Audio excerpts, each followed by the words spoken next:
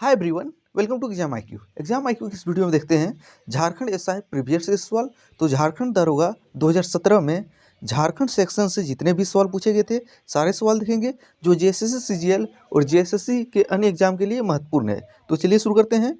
झारखंड दारोगा previous year सवाल set 4। पहला सवाल क्या है? झारखंड के 6 मुख्यमंत्री के 2000 में निर्माण के बाद से उनमें से कितने निर्दलीय उम्मीदवार थे? तो झारखंड में अब तक व्यक्ति वाइज कितने मुख्यमंत्री हो चुके हैं? 6। इनमें से निर्दलीय उम्मीदवार कितने थे? तो झारखंड के एकमात्र निर्दलीय मुख्यमंत्री कौन है? मधु कोड़ा। तो पहला चौथा ऑप्शन सही हो जाएगा, मधु कोड़ा एक निर्दलीय मुख्यमंत्री रह चुके हैं झारखंड में। कितने? एक। अगर बात करें झारखंड में मुख्यमंत्री कौन कौन रह चुके हैं, तो झारखंड के प्रथम मुख्यमंत्री कौन थे? बाबूलाल मरांडी। इसके बाद झारखंड के मुख्यमंत्री कौन बने थे? इसके बाद झारखंड के दूसरे मुख्यमंत्री बने थे अर्जुन मुंडा। इसके बाद झारखंड के तीसरे मुख्यमंत्री कौन बने थे? शिबू सोरेन। और अर्जुन मुंडा और शिबू सोरेन दोनों झारखंड में 3-3 बार मुख्यमंत्री के पद पर रह चुके हैं। और शिबू सोरेन के बाद व्यक्ति वाइज में मुख्यमंत्री कौन बने थे? मधु कोड़ा। इसके बाद कौन बने थे? हेमंत सोरेन। इसके बाद कौन बने थे? रघुवर दास। तो झारखंड में व्यक्ति वाइज 6 मुख्यमंत्री हो चुके हैं और वर्तमान में हेमंत सोरेन कितने नंबर के मुख्यमंत्री हैं? 11वें नंबर के मुख्यमंत्री हैं। यह भी महत्वपूर्ण है। अगला सवाल देखते हैं। अर्जुन मुंडा ने झारखंड के मुख्यमंत्री के रूप में कितनी बार सेवा की है?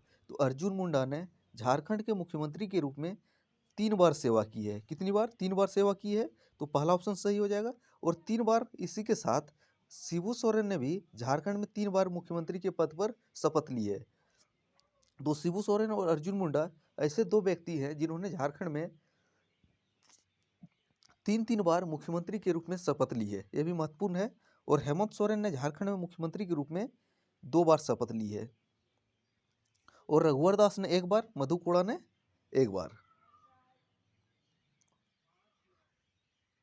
एक बार बाबूलाल मरांडी। तो रघुवर दास झारखंड के पहले गैर आदिवासी मुख्यमंत्री थे और मधु कोड़ा झारखंड के एकमात्र निर्दलीय मुख्यमंत्री हैं। ये महत्वपूर्ण है। अगला सवाल देखते हैं। झारखंड विधानसभा के चुनावों में 2000 में गठन के समय से कितनी बार चुनाव हुए हैं? जब 15 नवंबर 2000 को झारखंड राज्य एक अलग राज्य बना, उसके बाद झारखंड में कितने विधानसभा चुनाव हो चुके हैं? तो उसका सही आंसर हो जाएगा 5 विधानसभा चुनाव हो चुके हैं। तो पहला ऑप्शन सही है, 5 विधानसभा चुनाव। अगला है, झारखंड में तीसरी बार किस वर्ष राष्ट्रपति शासन लागू हुआ था? तो झारखंड में अब तक कितनी बार राष्ट्रपति शासन लग चुका है? झारखंड में अब तक 3 बार राष्ट्रपति शासन लग चुका है। अगर बात करें पहली बार राष्ट्रपति शासन की कब लगा था, तो पहली बार राष्ट्रपति शासन झारखंड में 19 जनवरी 2009 को लगा था। पहली बार कब लगा था? 19 जनवरी 2009 को। इसके बाद दूसरी बार राष्ट्रपति शासन कब लगा? 1 जून 2010 को। और झारखंड में पूछा है तीसरी बार राष्ट्रपति शासन कब लगा, तो झारखंड में तीसरी राष्ट्रपति शासन कब लगा था? 18 जनवरी 2013। कब लगा था? 18 जनवरी 2013 को। तो यहाँ डेट नहीं दिया है, नहीं, तो क्या हो जाएगा? जनवरी 2013। तीसरा ऑप्शन सही हो जाएगा। तो झारखंड में तीन बार राष्ट्रपति शासन लग चुका है। पहली बार 19 जनवरी 2009 को, दूसरी बार 1 जून 2010 को और तीसरी बार 18 जनवरी 2013 को। तो पूछा था तीसरी बार कब लगा है, तो 18 जनवरी 2013 को। तीसरा ऑप्शन सही हो जाएगा। और राष्ट्रपति शासन भारत संविधान के किस अनुच्छेद के तहत लगता है? तो अनुच्छेद है 356। अगला सवाल देख लेते हैं। इनमें से कौन सी रबी फसल झारखंड में उगाई जाती है? तो झारखंड में उगाई जाने वाली रबी फसल कौन सी है? तो रबी फसल है चना। तो चना का उत्पादन झारखंड में होता है, जो रबी फसल है। छठा सवाल देखते हैं। इनमें से कौन सा झारखंड का प्रमुख औद्योगिक क्षेत्र झारखंड द्वारा सरकार द्वारा वर्गीकृत नहीं है? तो झारखंड सरकार द्वारा वर्गीकृत औद्योगिक क्षेत्र कौन सा नहीं है? तो कुछ औद्योगिक क्षेत्र दिया है, कौन कौन देखना होगा। आदित्यपुरी औद्योगिक क्षेत्र विकास प्राधिकरण, आइडा, Bokaro industrial area development authority Bokaro, बाइडा। इसके बाद तीसरा कौन है? रांची औद्योगिक क्षेत्र विकास प्राधिकरण रांची, राइडा। और चौथा क्या है? जमशेदपुर औद्योगिक क्षेत्र विकास प्राधिकरण जमशेदपुर, जायडा। तो चौथा ऑप्शन सही हो जाएगा। झारखंड का प्रमुख औद्योगिक क्षेत्र जो सरकार द्वारा वर्गीकृत नहीं है ये हो जाएगा जमशेदपुर औद्योगिक क्षेत्र विकास प्राधिकरण सरकार द्वारा वर्गीकृत नहीं है। इसके अलावा तीनों सरकार द्वारा वर्गीकृत है। अगला सवाल देखते हैं, दालमा वन्यजीव अभयारण्य के चारों ओर निम्नलिखित पहाड़ियों से घिरा हुआ है। तो दालमा वन्यजीव अभयारण्य किस पहाड़ी से घिरा हुआ है? तो दालमा पहाड़ी से घिरा हुआ है। तो सही आंसर है दालमा हिल्स। 8वां सवाल देख लेते हैं, 1991 में बोकारो जिले की स्थापना के लिए गिरिडीह जिले के कितने ब्लॉक लिए गए थे? तो सबसे पहले जानिए बोकारो जिले की स्थापना कब हुई थी? 1991 में, और इसकी स्थापना में 2 जिले के प्रखंडों को शामिल किया गया था। तो गिरिडीह जिले के 6 प्रखंड पूरे के पूरे बेरमो पर अनुमंडल को शामिल किया गया था। गिरिडीह जिले से 6 प्रखंड लिए गए थे और धनबाद के 2 प्रखंड लिए गए थे। और बोकारो जिले की स्थापना 1991 में हुई थी। तो इसका सही आंसर है 6 प्रखंड। तीसरा ऑप्शन सही हो जाएगा। अगर बात करें 1991 में 2 अन्य जिले का गठन हुआ था। कौन कौन 2 नया जिला बना था? एक चतरा एक नया जिला बना था 1991 में ही। इसके बाद गढ़वा भी 1991 में ही एक नया जिला बना था। तो 1991 में 3 जिले बने हैं, चतरा, गढ़वा और बोकारो। अगला सवाल देखते हैं, चतरा जिला किस राष्ट्रीय राजमार्ग पर स्थित है? तो चतरा जिला जो है कौन से राष्ट्रीय राजमार्ग पर स्थित है? तो इसका सही आंसर है NH 99 और 100। तो 99 एंड 100 जो है चतरा जिले से होकर गुजरती है। 10वां देखते हैं, झारखंड के किस मंदिर में श्रवण का प्रसिद्ध मेला मनाया जाता है? तो श्रावणी मेला झारखंड में कहाँ लगता है? वेदनाथ मंदिर में। तो सही आंसर है वेदनाथ मंदिर। अगर बात किया जाए वेदनाथ मंदिर से कुछ प्रमुख फैक्ट, तो वेदनाथ मंदिर कहाँ पे है? तो वेदनाथ मंदिर जो है देवघर में स्थित है। और इसके निर्माणकर्ता कौन थे? पूरनमल इसके निर्माणकर्ता थे, जो एक गिद्धौर राजवंश के शासक थे। तो देवघर झारखंड का ऐसा स्थान है जहाँ पे ज्योतिर्लिंग और शक्तिपीठ दोनों स्थापित है। 11वां सवाल, पूर्वी सिंहभूम जिला झारखंड के किस किनारे पर स्थित है?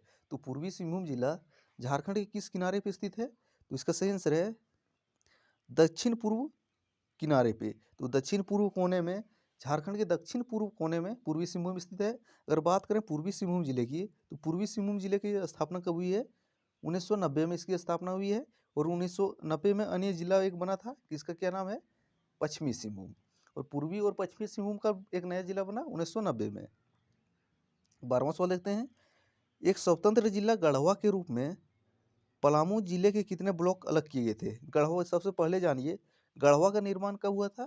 तो गढ़वा का निर्माण देख चुके हैं 1991 में हुआ था। निर्माण के लिए पलामू के कितने प्रखंड को लिया गया था? तो पलामू के कितने प्रखंड को लिया गया था? तो पलामू के 8 प्रखंड को लिया गया था। तो सही आंसर है पलामू के 8 प्रखंड को उस समय लिया गया था।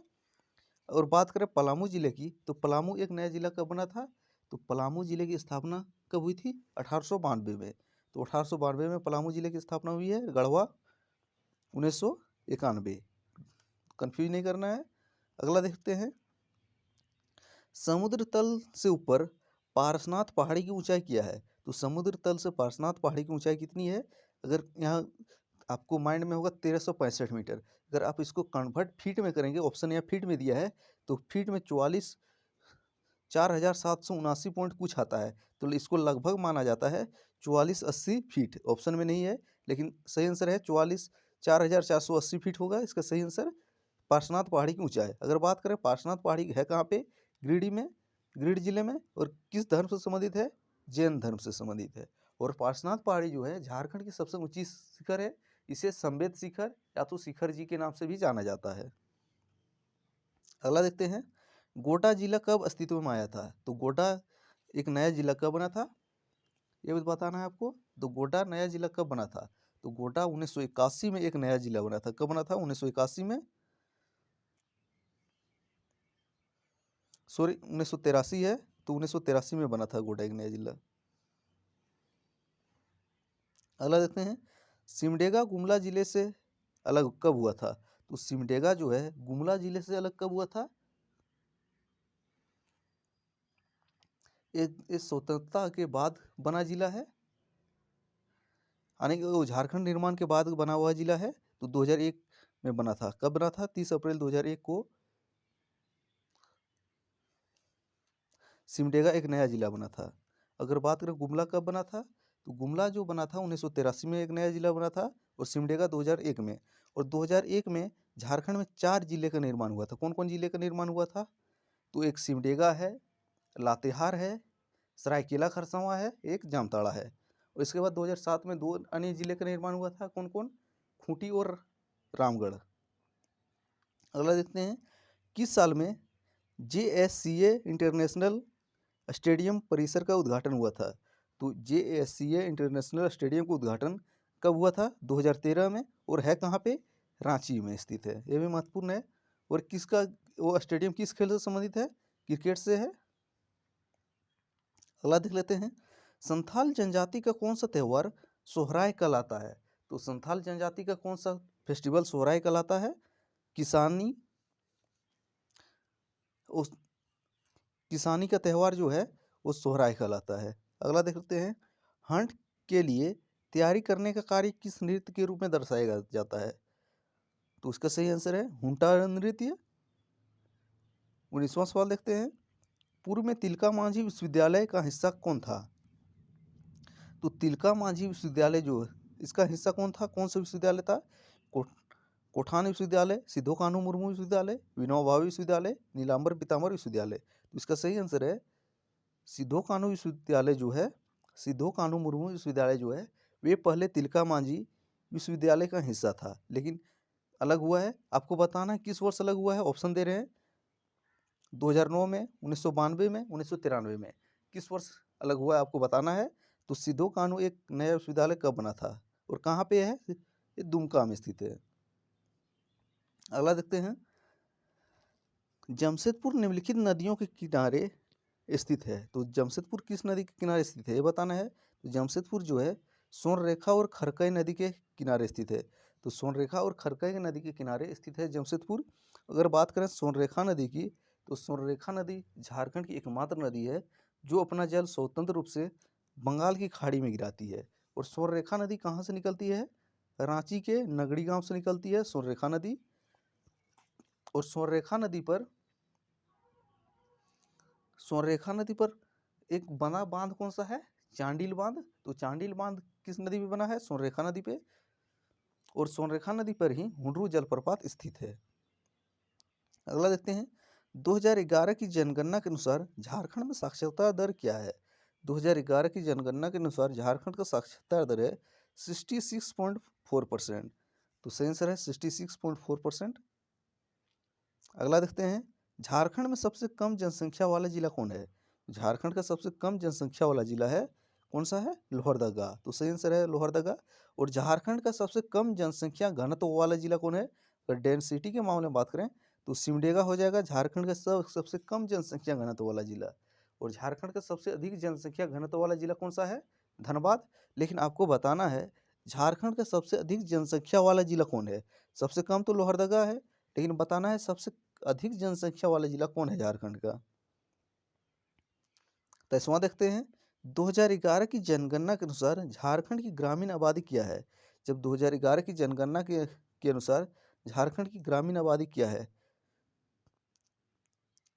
25,55,73,000। तो लगभग 25.5 लाख के आसपास है झारखंड की ग्रामीण, 25.5 नहीं, 2,50,00,000, 2,50,05,073 है। यानी 2.5 करोड़ के आसपास झारखंड की ग्रामीण आबादी है। अगर परसेंटेज में बात करें तो लगभग 76% ग्रामीण आबादी है और शहरी आबादी की कितनी है? 24%। अगला है, 2011 की जनगणना के अनुसार झारखंड की कुल जनसंख्या क्या है? तो झारखंड की जनसंख्या कितनी है? 3,29,00,000 है। तो 3.29, तो कितना है? 3.29। ये महत्वपूर्ण है। 3.29 आपका सवाल पकड़ा जाएगा। 3,29,00,000। अगला है, झारखंड उच्च न्यायालय देश में किस नंबर का उच्च न्यायालय है? तो झारखंड उच्च न्यायालय जो है देश का 21वां उच्च न्यायालय है। कौन सा उच्च न्यायालय है? 21वां।